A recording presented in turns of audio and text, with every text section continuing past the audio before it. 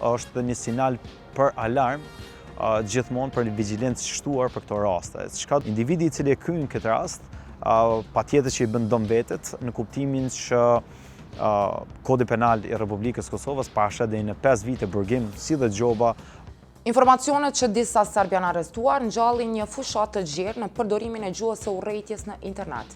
Mira komente me thirrje të urrëties dhe mesazhe për dhunë u identifikuan se u shkruan në rrjetet sociale nga mbështetës të ideologjive radikale.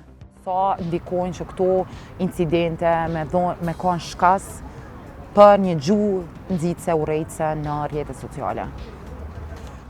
Aktualisht nëse shiqojmë prapë reform raportit fundit të Institutit Prevent për ndryshimin e nuancave të terrorizmit në Kosovë, vërejmë që në Kosovë ekziston relativisht një harmoni ndërfetare të tipit që nuk ka raste të cilat mund të cilësohen si raste të motivuara fetarisht apo raste ekstreme të motivuara fetarisht.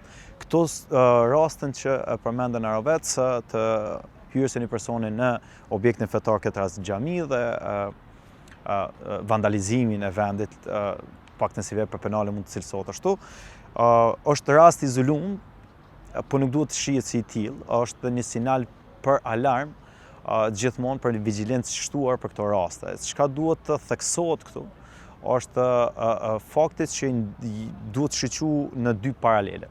Individi I cili e kryen këtë rast patjetër që I bën dëm vetet në kuptimin që Kodi Penal I Republikës Kosovës pashet deri në 5 vite burgim si dhe gjoba përcjellse varësisht prej shkallës së kryerjes së veprës penale.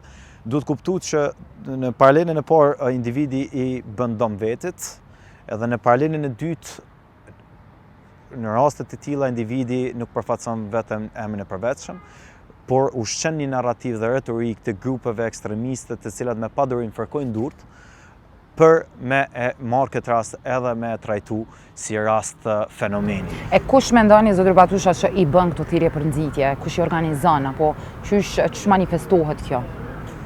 Po për momentin nuk kemi të shpërfaqura hapur ta themi grupe të cilat bëjnë thirrje për çfarë do nxitje të urrëties, të akteve të urrëties, po që gjithsesi nuk duhet anashkalu faktin që ka individ caktuar të cilët janë në pozita të leadershipit, qoftë ati shpirtëror fetar, po qoftë edhe me baza të tjera, të cilët munden me gjuhën, me aktin e ligjërimit apo me gjuhën e vetë të ligjërimit të përditshëm, në një mënyrë tjetër me nxit këso lloj aktesh. Po çka është më e rëndësishme është që këto lloj akte të tilla shpeshherë furnizojnë ato që themi neve shpesh në gjuhën akademike si radikalizmin reciprok. Domethënë akte të tilla shpeshherë e ushqejnë një radikalizëm tjetër që mandej po na përkthehet me ekstremizëm. Prandaj duhet kemi kujdes kur vim të këto raste.